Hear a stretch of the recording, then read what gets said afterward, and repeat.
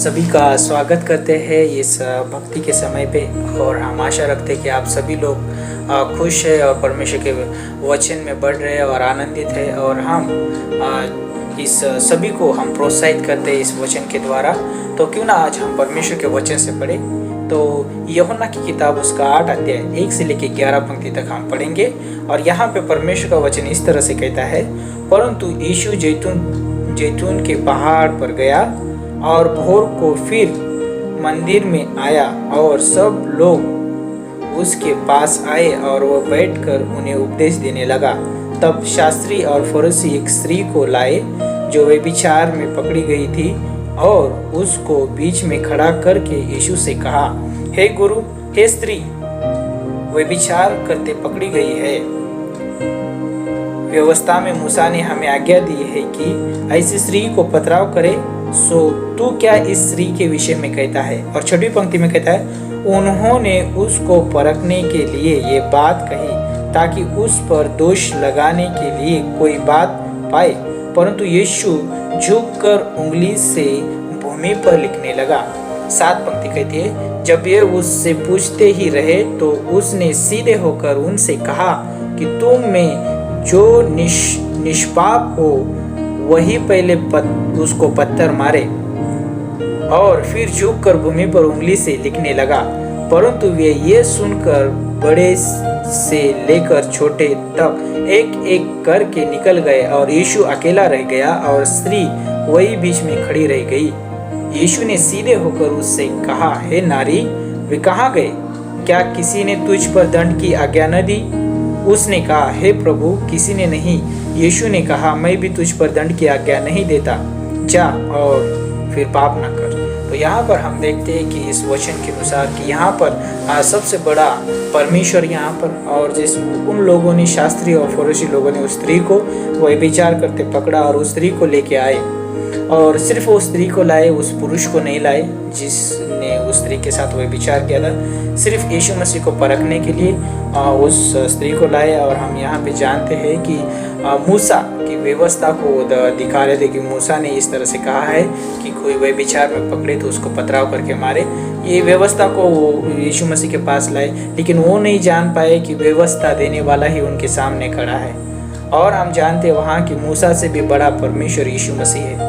और यीशु मसीह वहाँ पर उस स्त्री को 2 चीज़ें देता है। सबसे बड़ी चीज़ ये है कि परमेश्वर उस स्त्री से उस स्त्री के लिए अनुग्रह देता है। और परमेश्वर को पता है, यीशु मसीह को पता है कि वो खोए हुए के लोगों के लिए आया। यह लूका की किताब उसका 19:10 में मनुष्य का पुत्र खोए हुए को ढूंढने और उनका उद्धार करने के आया। और यीशु मसीह को पता था कि वो स्त्री खोई हुई है, और यीशु मसीह ने उस स्त्री से प्रेम किया, उस स्त्री को उस दंड से बचाया। कि यीशु मसीह का जो प्रेम है मनुष्य को उस दंड से बचाता है, मृत्यु के दंड से बचाता है। और हम जानते हैं कि यीशु मसीह ने उस स्त्री को कहा, अनुग्रह दिया, लेकिन यीशु मसीह ने उस स्त्री को सच्चाई बताई, जा फिर पाप ना कर। आज इस जगत में बहुत सारे लोग हैं, जैसे आदम से लेके हम अभी तक हम जानते हैं कि सब मनुष्य पापी है। और मनुष्य की सज़ा ये थी कि वो एक दिन उसको मृत्यु मिले, है ना, वो हमेशा हमेशा के लिए परमेश्वर से अलग हो, ये उसकी बड़ी सज़ा थी। लेकिन यीशु मसीह जगत में आया और सभी मनुष्य जाति के लिए मारा गया, गाड़ा गया और तीसरे दिन जी उठा। और यीशु मसीह ने उस मृत्यु का जो भुगतान उस क्रूस पे किया।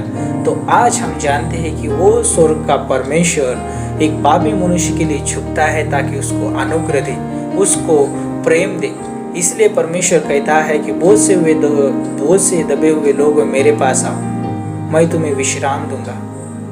सबसे बड़ा विश्राम हमें यीशु मसीह में मिलता है। और यीशु मसीह हमारा जो बोझ है, जो पाप का जो बोझ है, इस धरती का जो हमने गुनाह किए, हमारी जो मजदूरी है, जो हमारी जो सज़ा है, जो भी हमने ये कार्य किए, वो सब कुछ परमेश्वर लेना चाहता है। चाहे हमारे पाप हो, चाहे हमारी बीमारी हो, चाहे हमारी गरीबी हो, चाहे हमारी जो भी तकलीफ हो, परमेश्वर वो लेना चाहता है और हमें वो अनुग्रह और प्रेम देना चाहता है। तो आज मैं इस समय आप सभी से मैं प्रोत्साहित करना चाहूँगा कि इस समय कि यीशु मसीह आपके लिए खड़ा है। चाहे लोग आपके विरोध में कितना भी कुछ बोले, कितना ही संसार आपके विरोध में कार्य करे, क्यों ना शैतान आपके जीवन में कार्य करे, फिर ये याद रखिए कि यीशु मसीह आपके लिए खड़ा है।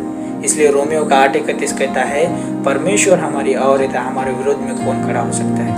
हमें परमेश्वर के प्रेम से कौन अलग कर सकता है? क्या वर्तमान, क्या भविष्य, क्या भूतकाल, क्या स्वर्गदूत, क्या शैतान, क्या नंगाई, क्या अकाल, क्या जोखिम, कौन हमें परमेश्वर के प्रेम से अलग कर सकता है? कोई हमें परमेश्वर के प्रेम से अलग नहीं कर सकता है। परमेश्वर के अनुग्रह से हमें कोई अलग नहीं कर सकता है, क्योंकि यीशु मसीह ने कार्य पूरा किया है। यीशु मसीह हमारे लिए उस क्रूस पे मारा गया है, गाड़ा गया है, तीसरे दिन जी उठा है। इसलिए आज हम उसके ऊपर विश्वास करते हैं, हमारे पास अनंत जीवन है।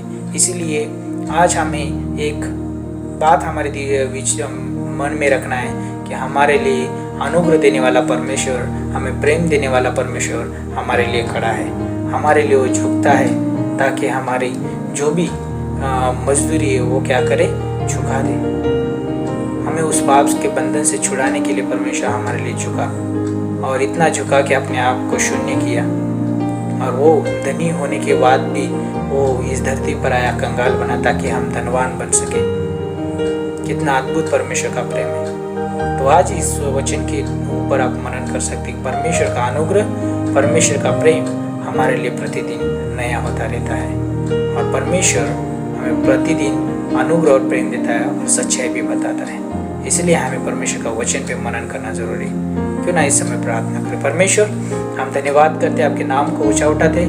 इस डिवोशन के द्वारा हमें छुइए, मदद करिए, अगुवाई करिए, आपका प्रेम और अनुग्रह दीजिए। यीशु मसीह के नाम से मांगते हैं।